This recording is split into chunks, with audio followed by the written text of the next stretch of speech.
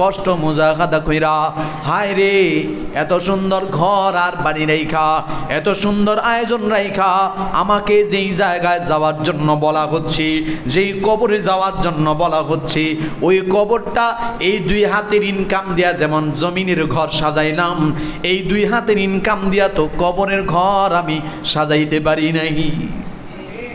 অমনি আমার মনের মধ্যেও কি দিয়া ওঠে, আমার ঘরের মধ্যে বাতি জ্বলেছে, আমার কবরে বাতি জ্বলানোর ব্যবস্থা আমি করি নাই, আমার ঘরে পাখা জ্বলেছে, আমার ঘরে এসি চলেছে, আমার কবরের মধ্যে আমি বাতাসের ব্যবস্থা করি নাই, আমার ঘরের মধ্যে বন্ধু বান্ধবের অভাব নাই, স্ত্রী সন্তান সব দিয়ে আমার সব সময় ভরপুর থাকি, আমি আমার কামাই দিয়ে আমার কবরের মধ্যে সাথী বানাইতে পারি নাই, আমি আমার কবরে বাতি জ্বালাইতে পারি নাই, আমি আমার কবরে পাকার ব্যবস্থা করতে পারি নাই।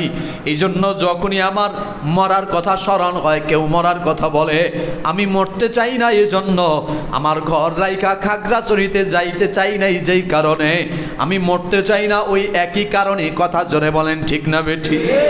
মুহতারাম হাজিরিন, রব্বুল আলামিন সে কথাই আমাকে আপনাকে স্মরণ করায়া দিয়া বলতেছেন, ওয়াল তানজুর নাফসুম মা কদ্দামাত লিগাদ।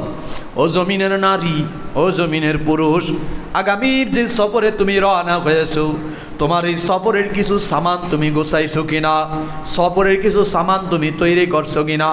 মুহতারাম হাজিরিন, আমার আলোচনা প্রায় শেষ, খুব সংক্ষেপ আলোচনা, কথা শেষ করি। তাকান আমার দিকে, খেয়াল করেন।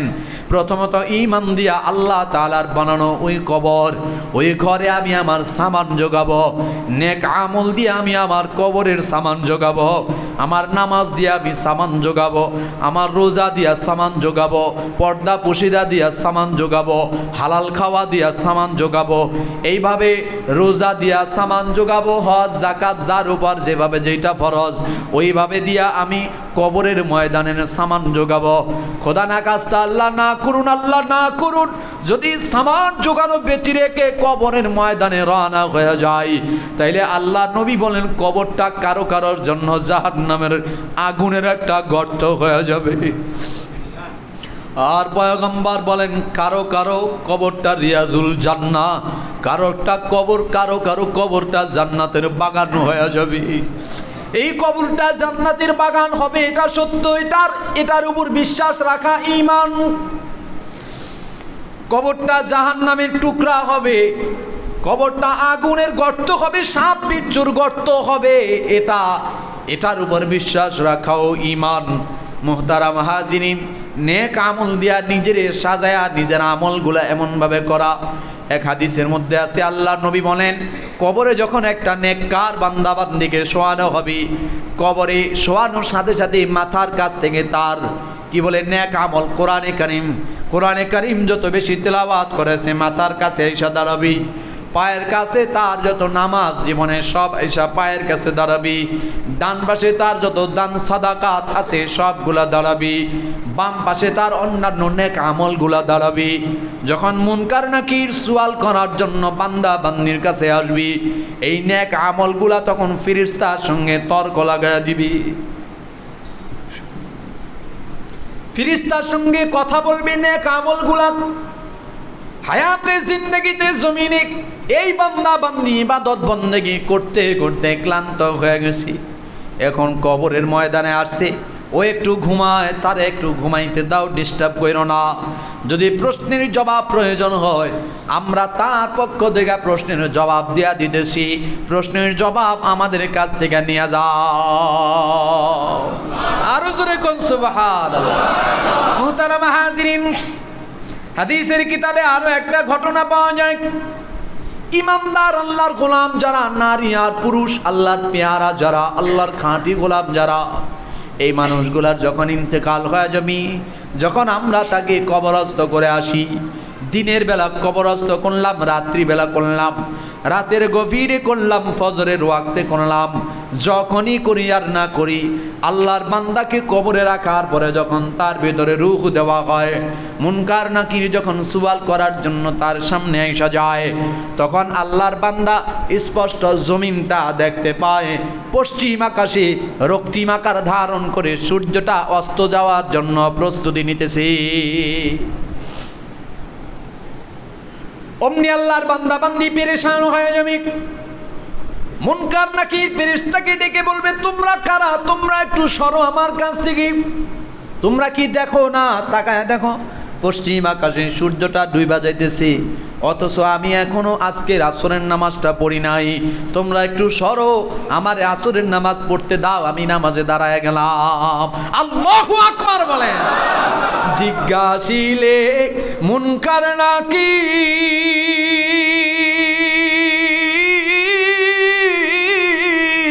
মাওলার নামে করব জিকির, বুঝবে তারা আমি তোমার, বুঝবে তারা আমি তোমার প্রেমে দিওয়ানা।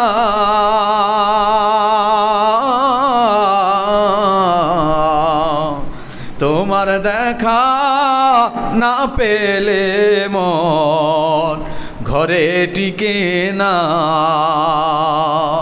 তোমার দেখা না পেলে মন ঘরে টিকে না। মুহতারাম হাজিরিন, ঈমান দিয়া কবরের সামান তৈরি করতে হবে, নেক আমল দিয়া কবরের সামান তৈরি করতে হবে, নামাজ দিয়া, রোজা দিয়া, পর্দা পুশিদা দিয়া, হালাল খাবারের মাধ্যমে, এক কথায় জিন্দেগি আল্লাহর নির্দেশ আর রাসূলের তরিকায় চলবার মাধ্যমে, চালানোর মাধ্যমে কবরের সামান তৈরি করতে হবে। আর একটা জিনিস আছে কবরের সামান তৈরি করার মাধ্যম, বলবো নাকি? আমি যদি চলে যাই, আমার সমস্ত নেক আমলের দুয়ারগুলো বন্ধ হয়ে যায়, কিন্তু কিছু কিছু দরজা আমার জন্য খোলা রয়। নবীজি আলাইহিস সালাতু ওয়াস সালাম বলেন, মানুষ চলে যাওয়ার পরেও কিছু দরজা, যেই দরজা দিয়া আমল, নেক আমল, সওয়াব তার আমল কবরে পৌঁছায়া যায়, এমন কিছু দরজা তার জন্য খোলা থাকে। এর মধ্যে অন্যতম একটা অপশন হলো সাদাকায়ে জারিয়া। অন্যতম আরেকটা অপশন হলো নেক সন্তান, নেককার সন্তান, দান খায়রাত সাদাকাত, মসজিদ বানানো, মাদ্রাসা বানানো, এগুলা হলো এমন জিনিস যেগুলা করলে পরে আমি চলে যাওয়ার পরেও আমার কবরে সওয়াব পৌঁছে। এই মিয়া উঠা যান কা, বিরক্ত হইতেছেন? কথা শেষ করে দিতেছি, গজলটা জমা রাখছি, কিন্তু গজলটা কয়ে ফেলামো। মানে আপনারা বুঝতে ফেলছেন যে আমি আসলে লোকটা সুবিধার না, লেগে রাগ করে বলতেছেন যে না। আচ্ছা যাক, গজলটা কয়ে যাবো আজকে ইনশাল্লাহ। শোনেন, কি জন্য বলতেছিলাম, আজকালকার বাবা মা গর্ব করে, কলার নাড়ায় অহংকার করে, চেনো আমি কার বাপ, চেনো? আমার পোলা সচিবালয়ে চাকরি করে, আমার পোলা অমুক ওয়ার্ডের কি বলে কমিশনার, আমার ছেলে এই সেই অ্যাডভোকেট, মন্ত্রী, এমপি। হ্যাঁ, ছেলেটা যত 2 নাম্বারই কাম বেশি করতে পারে, আব্বা আমার গর্ব অহংকার তত বেশি হয়, আমার পোলা ওইটা। কথা কয় না? এরপরে যখন আব্বা আম্মা চলে যায়, আব্বা আম্মা সন্তানরে যে হালতে রেখে যায়, আব্বা আম্মার স্মরণ সন্তান ওই হালতে করে। উদাহরণ, সন্তান আব্বা আম্মার স্মরণ করছে, মোবারক মিয়ার স্মরণে T20 টুর্নামেন্ট। কথা কয় না? এই আমি মিছা কথা কইতেছি? বরকত আলী ইন্তেকাল করেছে, তার আকস্মিক মৃত্যুতে আমরা শোকাহত, তার স্মরণে ফুটবল টুর্নামেন্ট ছাড়ছে নাই? তার স্মরণে গান বাজনার আয়োজন হয়েছে। আমি একদিন রাত্রে, আমার একটা বদ অভ্যাস হইল, আমার যখন ঘুম থাকে চোখে তখন আমি গাড়ি চালাইতে পছন্দ করি। মানে গাড়িতে আমার ড্রাইভারও চালায়, তো আমি বসে রয়েছি, তো আমার চোখে ঘুম, তখন আমি গাড়ি চালাই না। আমার ঘুম চোখে থাকলে গাড়ি চালাইলে আমার ঘুম চলে যায়। আর লম্বা সময় 300 কিলো, 400 কিলো, 500 কিলো ড্রাইভ করলে অর্ধেক আমি চালাই, অর্ধেক ড্রাইভার চালাই। তো ঘুম আসতেছে, গাড়িতে FM শুনতেছি, রেডিও। তো সেখানে বাংলাদেশের এক প্রখ্যাত শিল্পী, সম্ভবত তারা 2 বোন না 3 বোন, কি নাম ছিল তাদের, এরকম বাবাও এরকম নাম করা শিল্পী ছিল। তো বাবার মৃত্যুবার্ষিকী উপলক্ষে ঘোষণা করতেছে যে অমুক দিন আব্বার মৃত্যুবার্ষিকীতে আমরা টেলিভিশনে আসতেছি, এই পর্দায় আমাদেরকে দেখুন, এতটা থেকে এতটা পর্যন্ত গানের আয়োজন হবে। ওটা বাড়িতে গিয়ে বলিয়েন। আব্বা আম্মা সন্তানদের রেখে গেছে গানের উপরে, তো আব্বা আম্মাকে স্মরণ করে গান দিয়া। আব্বা আম্মা সন্তানের রেখে গেছে ফুটবল খেলায়, তো আব্বা আম্মারে স্মরণ করে ফুটবল খেলা দিয়া। ক্রিকেট খেলায় তো ক্রিকেট খেলায় স্মরণ করে। এইভাবে যত আয়োজন আছে দুনিয়াবি যত গুনাহের মজলিস, এগুলা দিয়ে আব্বা আম্মারে স্মরণ করে। আল্লাহর ফজলে আলহামদুলিল্লাহ সুম্মা আলহামদুলিল্লাহ ইল্লা মাশাআল্লাহ, এরকম কিছু সন্তান আছে